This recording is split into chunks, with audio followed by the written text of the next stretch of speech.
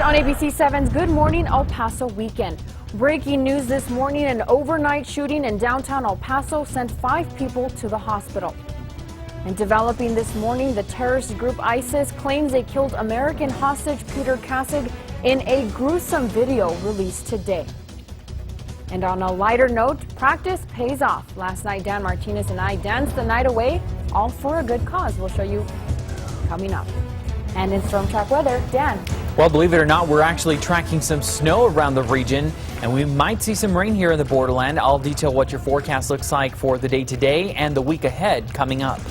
It's all the news you need to start your Sunday, November 16th, 2014. ABC7's Good Morning El Paso weekend starts now. Live, where news comes first. From the Mesilla Valley and Las Cruces to El Paso and the borderland. This is ABC7's Good Morning El Paso weekend. Good morning and thank you for joining us on this Sunday morning. I'm Josie Ortegon. Breaking news overnight. 5 people are injured after a shooting in downtown El Paso. Our ABC7 crews were on the scene and they captured this video as police closed off the area near Durango and San Antonio. El Paso police say this happened just before 1 a.m. outside Club Chaos. Police say the suspect was escorted out of the nightclub and then fired a gun in the direction of the club, injuring at least 5 people. We've learned 2 people were taken to University Medical Center, 2 to Del Sol, and apparently 1 drove himself to William Beaumont. Police say all are in stable condition. The suspect may be in police custody. We're still working to get the details. The investigation is ongoing. We'll be sure to keep you updated on the latest information as it becomes available. And developing this morning, Islamic State terrorists claim they have killed American hostage Abdul Rahman Kasich, also known as Peter Kasich. ISIS posted video and images on social media today, and they show the beheaded remains of Kasich and other captives. Their claims could not immediately be verified. Kasich would be the 5th Western hostage killed by ISIS. Neither the Kasich family nor the U.S. State Department have yet commented on the reports, and this video of Kasich comes from a 2012 interview when he was an international aid worker helping the victims of the Syrian civil war. He was captured in October 2013 while working in Syria. ISIS threatened to kill Kasich in a video released last month. Kasich changed his first name from Abdul to Abdul Rahman after converting to Islam. Kasich was a U.S. Army soldier serving in Iraq in 2007 and earning honorable discharge for medical reasons. He later created a nonprofit group to help Syrian refugees. And moving on to storm track weather now, let's get a look at your first forecast with storm tracker Dan Martinez. Dan, a chance of rain on the forecast? Yeah, that's right. We do have a slight chance of rain here in El Paso. We're going to go with a 10% chance of rain.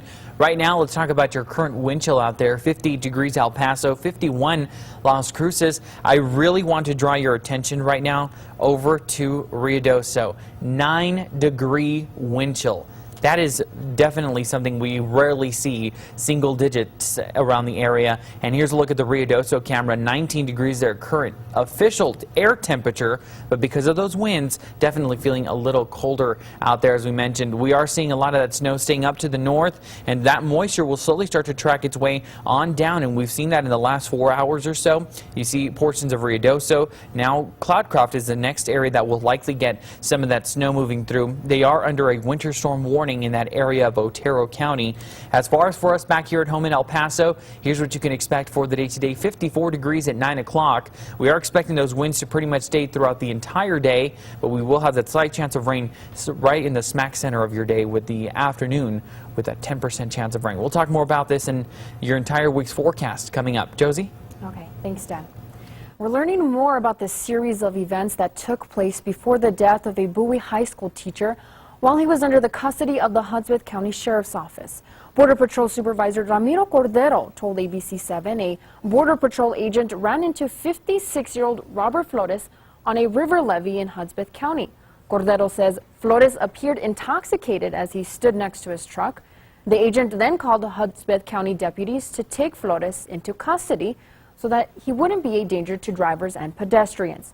Cordero says the deputies arrived and took him to the Hudspeth County Jail. That's where Flores died a couple of hours later. An autopsy report is still pending. Flores worked with the El Paso School District for 20 years, 12 of those as an English teacher at Bowie High School. And open enrollment for Obamacare is underway, and yesterday El Pasoans got a head start on signing up for health care. The San Vicente Clinic was helped to help those who were concerned about enrollment problems. There were about 30 navigators helping people with the enrollment process, and those who we spoke with say for the most part, the process was fairly simple. They said they did not experience any technical difficulties, and enrollment took about 20 to 30 minutes to complete. Organizers say it's worth the extra effort to determine whether or not you qualify for affordable health care. There's one thing that I really want to know, the audience know, that people talk about the insurance, that it's too costly, but the majority of the people that we serve will get subsidies, meaning that their premium will be very low or very affordable. And of course, the Affordable Care Act still had its share of critics. Some referenced the high deductibles for some of the cheapest plans. Enrollment will continue until February 15th. And turning now to national news, Ebola is back in the United States. A surgeon diagnosed with the deadly virus arrived in Omaha, Nebraska yesterday for treatment. He contracted Ebola while working in Sierra Leone. Dr. Marin Salia is married to an American and is a permanent resident of the U.S., but was working with patients in his home country. The surgeon may be sicker than other Ebola patients treated in the U.S. The team that was caring for him in West Africa says he is critically ill, but Dr. Salia is in good hands. The Nebraska Medical Center has successfully treated 2 Ebola patients. And what a win last night. The UTEP Miners took the win against North Texas. The Miners stomped all over the Mean Green last night with an overpowering lead of 28-0 by halftime. North Texas rallied in the second half to put some points on the board, but the Miner defense held them to only 2 touchdowns and a field goal in the second quarter. The final score was 35-17, and the UTEP Miners kept their bowl eligibility.